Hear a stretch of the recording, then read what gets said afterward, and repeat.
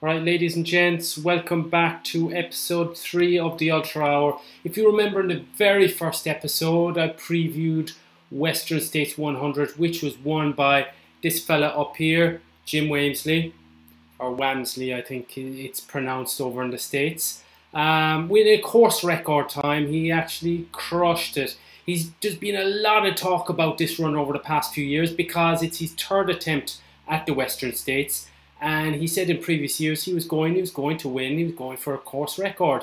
And people, I remember reading lots of blogs and news outlets, oh, this cocky, young American, blah-de-blah. And maybe that's the impression he gave, or that's the impression that the news outlets gave, that he was coming and he was going for a course record, no matter what the weather conditions. But a lot of people got him very wrong. I reached out to him, asked him for an interview, and straight away he said yes, he's the nicest guy, a gentleman. So we sat down last night for a live interview on Instagram, which we turned into a bit of Q&A. I asked a lot of questions I almost selfishly wanted to ask, because I wanted to kind of get to the bottom of how he gets his amazing performances. But also there was quite a few questions from the hundreds and thousands of people that were on the live stream. So it was a very good success on Instagram Live, which is a new sort of a platform, the whole two-way broadcasting. But firstly, I'm going to we are going to, as you can see, the poster behind me, which is pretty cool. Walmsley live Q&A on Instagram. It was last night, the 14th of August. It ran a little late, but we got there in the end. I'm just going to throw up very quickly Jim Walmsley. Who is he? As you can see just there on the screen, he's a course record holder for, there's a good over 10 races in the States.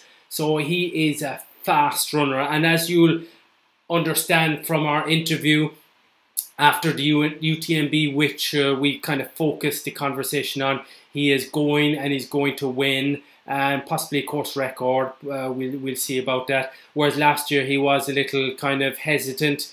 This year he is going for it, and he's not going to be sitting behind Killian Jornett or Alberto or any of the other pros. He's going, it's his own race, and he's going for it. As you can see, he's palmarès, as they say in French. His course records and his wins speak for themselves. He is one of the most exciting runners on the planet, basically, in the ultra running scene at the moment. One of the things that I urge you to do is to check out, we're going to chat during the conversation about his Strava. He logs all his runs in his Strava account, which is pretty damn amazing, the amount of mileage he's been doing over the past few weeks. So he is ready for the UTMB, and it's going to be an amazing race. So now I'm going to play my video, my recording of our Instagram live chat Q&A from last night. I hope you guys get as much as I got out of it. He's a very approachable character, a gentleman, and this could be the American year. The Americans are waiting to steal basically the top of the podium on the UTMB, and with Jim there, I think they have as good a chance as they have had in basically ever. So it's going to be very interesting. So listen to the interview, and let me know in the comments below what you thought, what you think about Jim, and what you think the UTMB holds for us this year, which is pretty exciting. Also, just one last point, I have a lot of other live streams coming up over the next two weeks coming up to the UTMB. I'll have a few more pro runners and a few more mid-packers, or just inspiring people that are trying to push their limits too. So stay tuned to my Instagram, which, as you can see there, is Run Shawnee Run. So we'll have some live interviews, but also I'll be throwing out a few episodes of Ultra Hour of this ultra running show. Thank you, and enjoy the interview. Right, so we're just waiting for Jim. He's just back from a run. Hello, Jim. Yeah, I think I'm here. How are you doing? Nice to chat to you. How are you? Good, good. I'll just put up my volume there. How are you feeling? Good. I'm just on. Really good. I'm just on your Strava profile, and I can see you were whacking some crowns on Strava again today. Yeah. Yeah. Well, I went up like kind of the local mountain today, and there's usually some afternoon thunderstorms, so I had to try to get that in before I did this and stuff because there's some weather coming. All right. Very good. Very good. Very impressive. Anyhow, you're after a few weeks in Colorado where you there's thousands, tens of thousands of people watching your progress on Strava and just in absolute amazement. It's crazy what you've been doing. How did that go and how's the body feeling? Feeling really healthy. It was really hard. I mean, there were ups and downs, and kind of that middle week I was joking that it was like a rest and rally sort of cycle that I got into because I had like a day off and then a big day and then basically a day off and then another big day. But overall, how my legs are recovering and reacting from like the days off, they're recovering well, and then the big days feel pretty good. But the biggest thing is the whole block was at really high elevations, so recovery, you just feel tired a lot. And then now I've come down about 3,000 feet or 1,000 meters from where I was at, so I'm at like 2,100 meters now. Yeah. And then I'll leave Wednesday for Europe and go down even lower and hopefully feel even better and kind of get more of a rest recovery before the race this year than I did last year. More rest. So you're basically going to have maybe the time between you arriving in France just to have a few trots in the hills and kind of take it easy, give the body a rest, is it? Because after Western States, you kind of jumped into the kind of big training. Was it you had about a week of kind of a few trots out and then you kind of went for it? Yeah, just about. I got into things pretty quickly after Western States. And then this year I've done a good amount of work and volume. Like right now I've kind of finished what I want to do. Yeah. And it'll be like just sharp workouts and then easy days in between. Yeah. So and enjoy the European culture. Too big. Yeah. What? And enjoy the European, the French culture for before the race. Yeah. Yeah. The buzz. Yeah. I'll be out there for a month in France. So very I'm good. Really looking forward to it. Very nice. This year you kind of changed your approach because last year I think you did a bit of it in Colorado, a bit of the training, and you were out in France for a bit more time. This time you kind of did things a little differently. Why is that? Was there a reason training wise? Yeah, so last year I felt like I'd never seen the course at all. Yeah. So I felt it was really important for me to get out on the course and go see it and preview it a lot. And I feel like I got a ton of time on the course last year. So it's not as important to see absolutely everything multiple times this year. Yeah. I'll see a couple parts of the course this year, but for the most part, I really wanted to stay at higher elevation. Yeah. And do my mountain training up in Colorado because it slows the pace down for training. And for me, that allows me to do more big back-to-back-to-back days sort of thing. And just overall a really good volume that I think will be beneficial. And then I think overall, living over 3,000 meters, I feel like just that alone makes me very fit, and I get a benefit from that. So definitely. I wanted to focus on my block in Colorado this year. Cool. And there you were kind of surrounded with your friends and you had your buddies, so that the camaraderie is something which I've seen some of the videos on you. I think that is one of the great things I like about you as a runner and kind of your group. It's kind of like almost the trail running world maybe 20 years ago, where it was kind of away from the big lights and it's just kind of the camaraderie and getting out there and camping and enjoying the mountain for the mountain type thing, you know?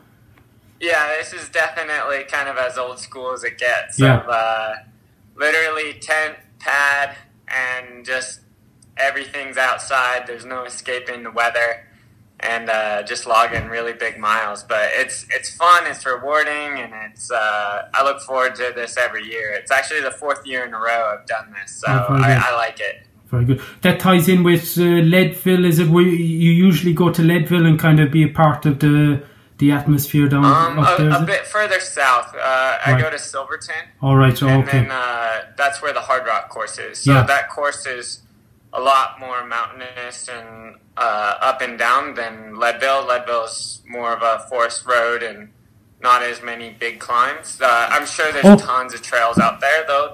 Did I say Leadville? But, sorry, I meant Hard Rock. I meant Hard Rock. But anyhow. So Silverton and Hard Rock. That's what I meant. But so what have you learned from the UTMB last year that you can apply this year? Because last year, obviously, you were getting used to kind of the trails here, the kind of European culture, out of your comfort zone. And night running, I believe that was maybe one of the first times you kind of did a race in nighttime. So you learnt a lot of lessons. What are the lessons that you learnt and that you're going to apply this year to basically rock the UTMB? Yeah, so last year's UTMB felt like just everything was brand new. There was just a huge learning curve for me. So I think this year there's a lot more familiarity with doing stuff. So, I feel a lot more comfortable spending longer time out in the mountains, doing the longer 100-mile race in a big mountainous race, running through the night. I had UTMB last year, and then I did make it through the whole night at Diagonal Day Fous, but not much further in that one. Kind of just burnt out from the years, what I found. But it was another like super big experience race where I could go just try it again.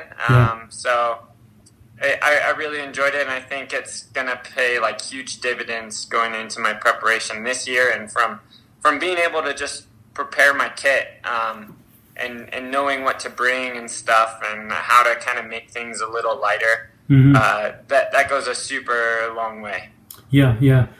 So basically this year you're obviously coming back, just like Western States did twice. You're coming back to win the UTMB.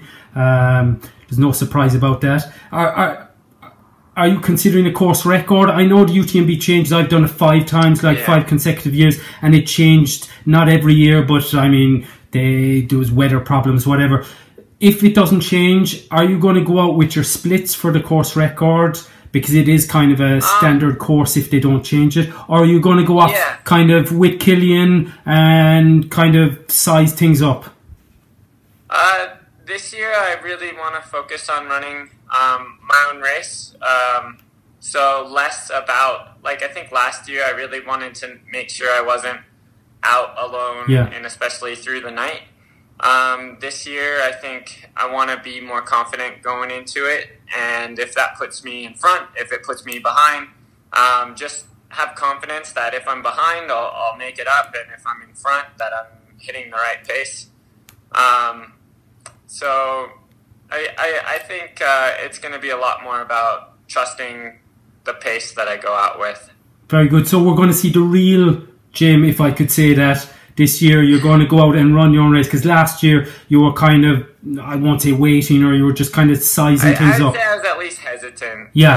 This year I want to run with more confidence, and wherever that puts me, I think I need to trust that I'm in the right spot and I'm making the right decisions out there. Yeah, very good. Just while we're here, we've a lot of people on here. Guys, let us know where you are in the world, and tell us about your excitement. If you've any questions for Jim, just pop them into the comments there. In the meantime, tell me about Diagonal des Fous, because I did that a few years ago and it was an amazing experience as well as a race. So tell me your experience there, and obviously your body went through a lot of pounding last year and maybe it was that little bit too much, but you used it as a learning experience. So what did you learn and kind of what went wrong, and will you go back?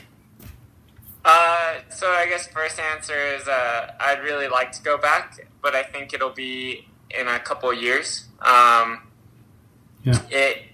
it's kind of I want to go into some faster road ultra stuff for a little while, so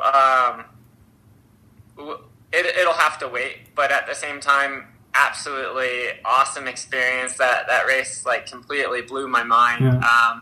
I really, really love the French culture, and I haven't picked up as much French as I kind of hoped I would in the last year, but hopefully soon speak better French going forward. Yeah. But it was good. I think it was just so continuously technical. It made it taxing.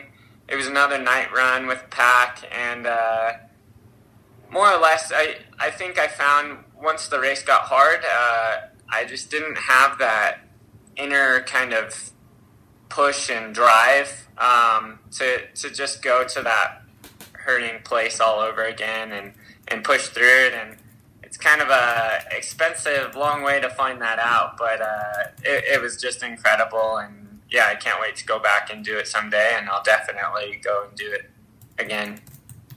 Yes, indeed. Yes, indeed. I got to get back there too, because that race, I finished it, but it ruined me. I need to get back and do a better time. Yeah. So I got a few questions coming in. I was just taking note of those, but we'll get to those in a while. Your nutrition.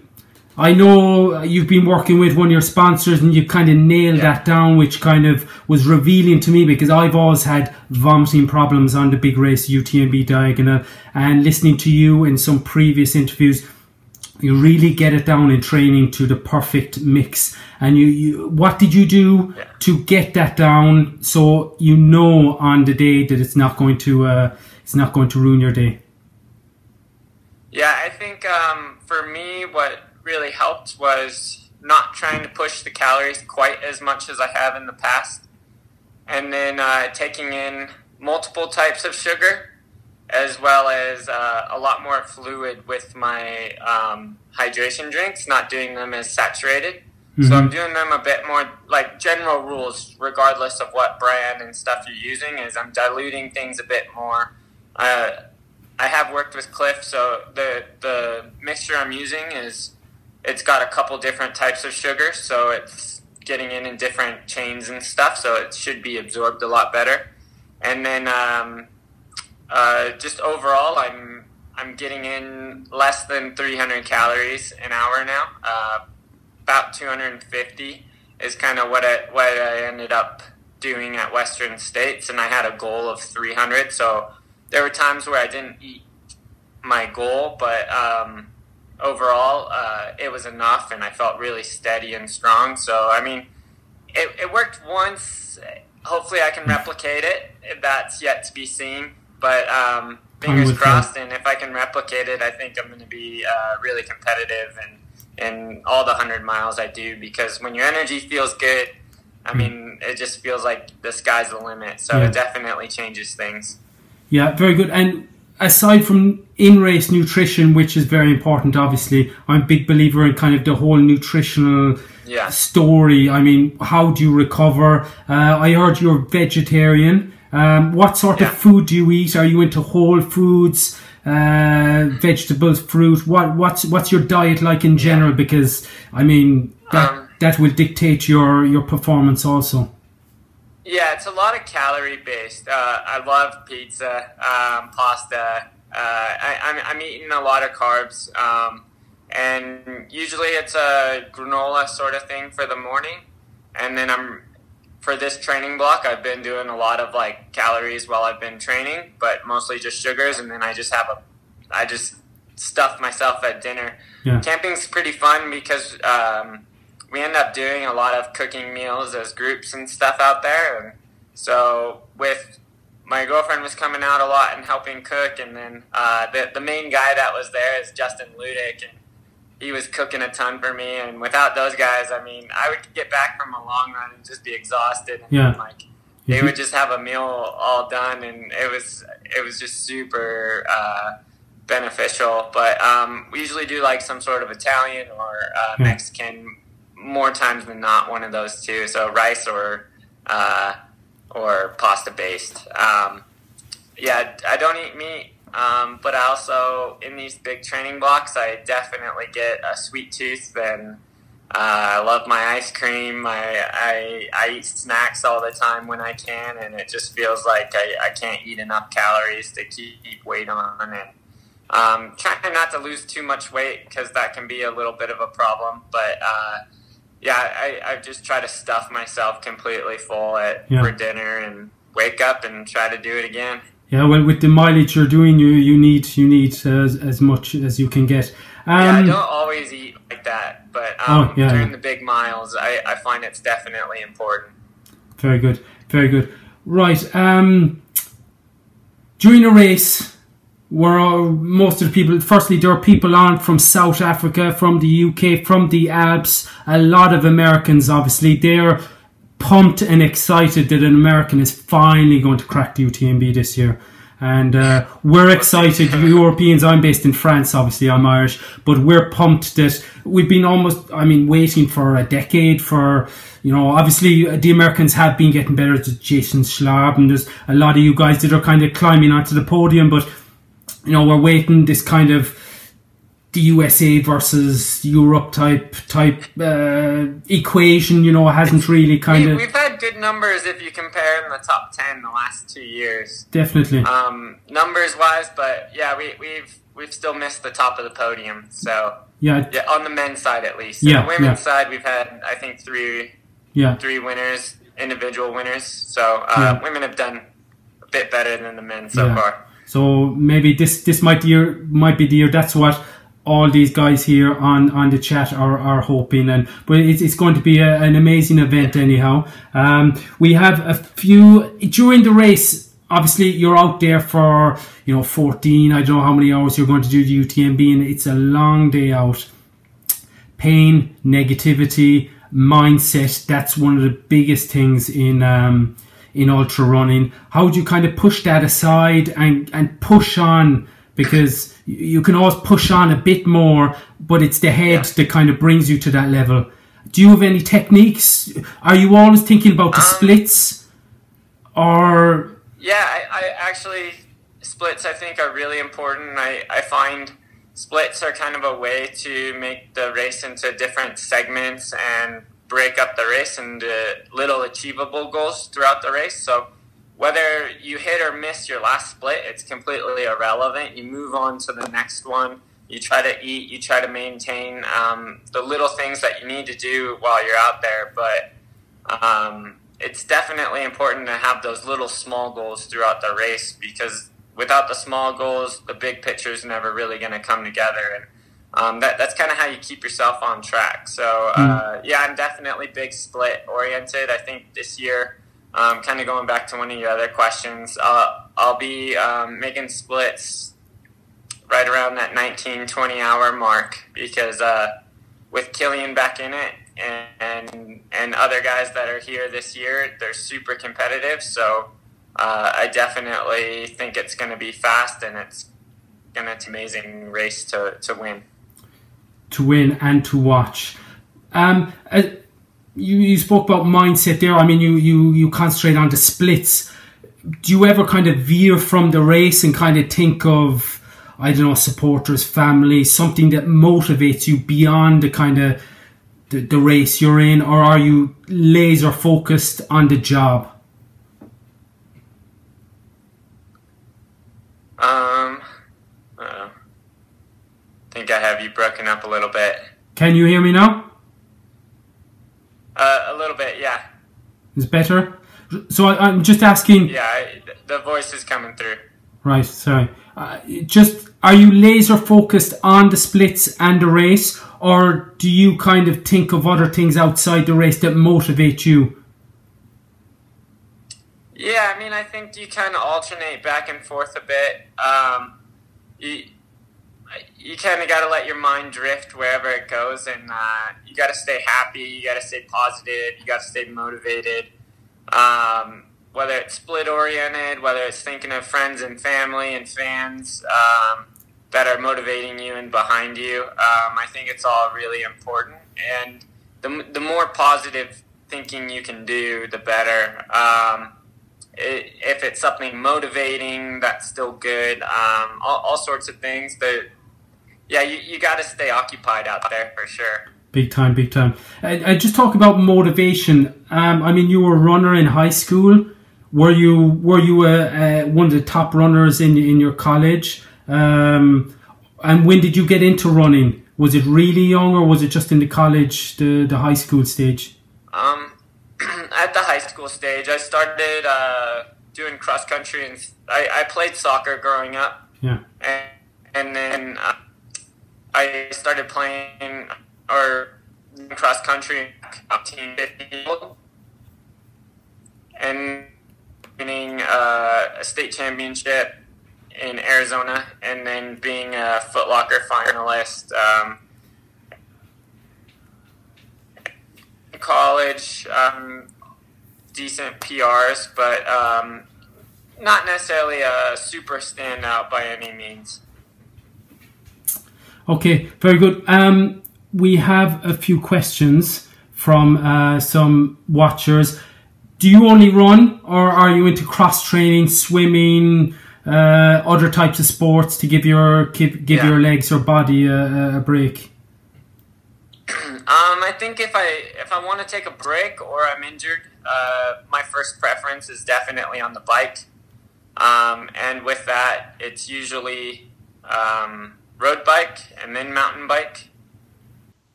We are back with Jim Walmsley from the States, who is going to be tackling the UTMB shortly. Are we back, Jim?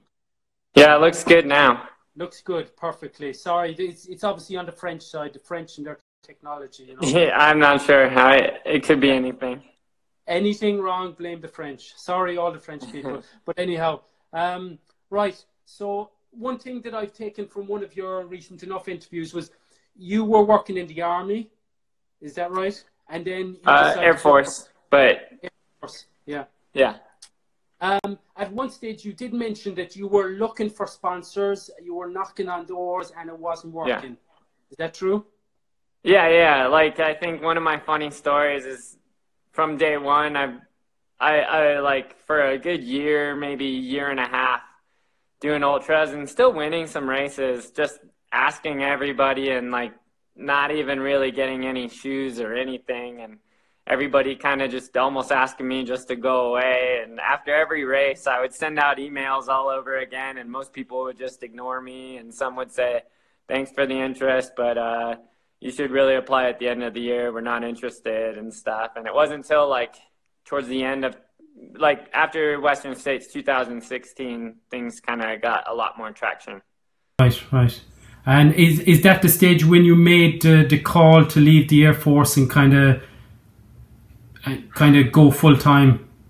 Was it at that stage? No, about a year and a half before that, early 2015 is where I left the Air Force and was kind of like a point of what do I want to do with my life. And it was, I didn't want to go back to school yet, at least, and I was kind of just burnt out, so I didn't really want to start putting together the resume and applying for real jobs. And running was making me really happy, and I was just starting to learn about the trail running and the ultra trail running, so that interested me. I felt like I had enough fitness and track speed still from college, just a couple years prior, that I thought it would be really interesting to try my hand in the ultra trail running, and kind of just made life decisions to just change everything and focus on it and make it a priority, and basically moved to Flagstaff and started training and clicking together good weeks. And then I was working full time at a bike shop, and that allowed me to leave for races when I wanted to, and just kept training, kept life super simple, and just wanted to see where it went and do something that would be fun. And fair juice. Yeah, it's crazy where it can take. Yeah, fair juice. Congratulations for chasing that dream. And that's one of the takeaways I've taken from one of your videos. You were talking about Western States maybe in 2017, and you said you got to dream big. you left your job, and you went after it, and obviously the sponsors came, and you're making it work. Yeah. But your whole kind of mantra of dream big and push hard, that's something which is quite inspiring. Because I think all the mid-packers, we can all, get 10, 15, 20% more out of our body if we dream big and think big and put in the work, which is what you're doing. Yeah. Yeah. So this year is super competitive in the UTMB. I'm just looking at the elite starting list, and it's just crazy. It's going to be a lot of fun. Could well be the American year, because there's a lot of you guys that are super strong.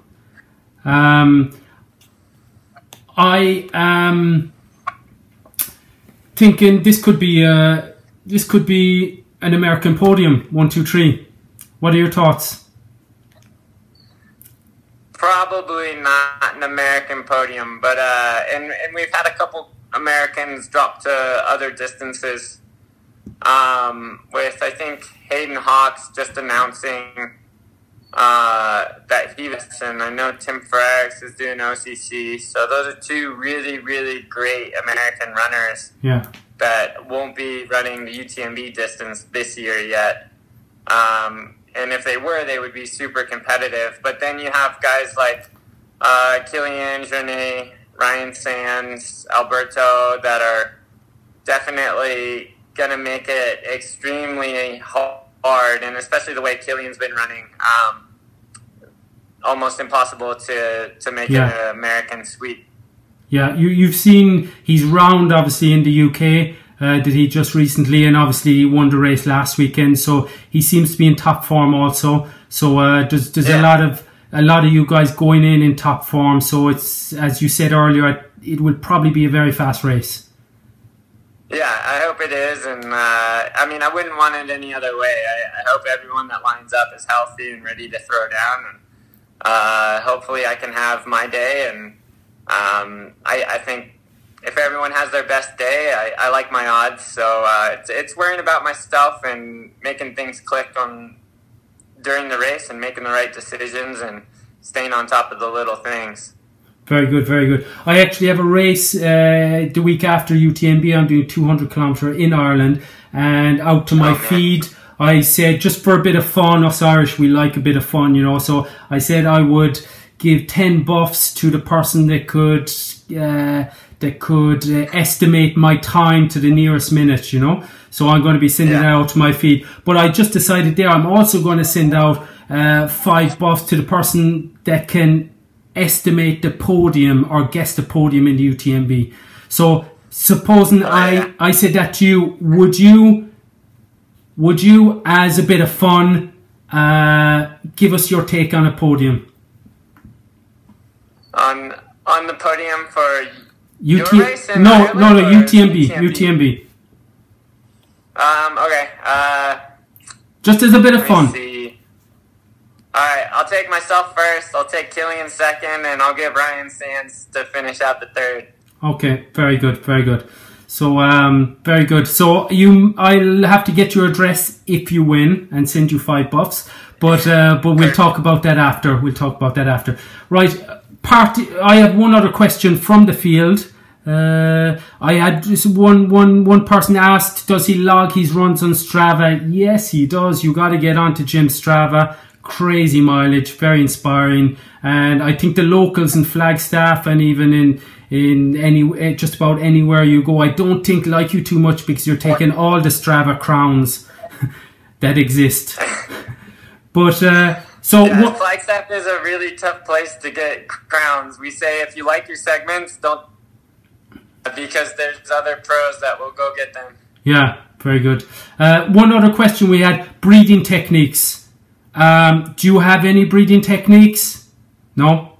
I suck down as much air as I can through my mouth. Right. Okay. Fairly simple. Keeping it simple. Very good. And parting words. Basically to the likes of myself or other mid-packers or people that aspire to be in whatever top 10s, top 50s. What would your words be? You that have kind of taken the journey over the past 4 or 5 years and are reaching new heights, what would your top 3 or top 2 lessons be? Probably 3 quick things off the top of my head would be make goals, make a plan to get there, and then try not to limit yourself. Dream big and believe in yourself and push yourself and go get it. You know, like the more I push in this sport, the more I find that just anything's possible. So I think that applies to anyone and anything that you want to do. So yeah, just dream big.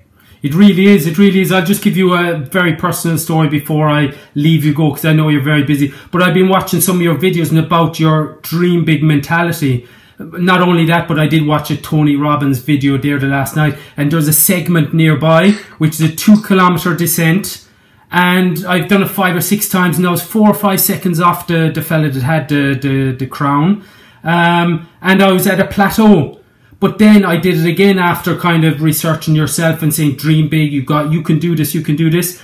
And I beat the segment by 45 seconds. I was plateauing at 5 seconds under him. And then I just pushed myself to the limit and beyond. And 45 seconds, I was absolutely amazed. And I think that's what we can take from watching pros like you, or not only kind of Tony Robbins or other people that kind of take our mentality to the next level, and they can, because we are capable of so much more. And I thank you, and obviously a lot of other trail runners, because you guys are teaching us this and teaching us, you know, how to prepare, how to plan. So I thank you very much for your time and for everything you've given us. And we all wish you the very best in the UTMB. And obviously beyond that, because I know you've lots of other plans. I won't go into it because I believe you want to go to Comrades and lots of really fast racing. So and possibly FKTs, some of the rounds in the UK and whatnot. So you've lots of plans and hopefully lots of years in front of you. So thank you very much, Jim, and we're looking forward to following your progress in the UTMB in France. Awesome. Thank you so much. Stay healthy and keep after it. Yeah, thank you very much. Take care and enjoy France. Bye-bye. Bye.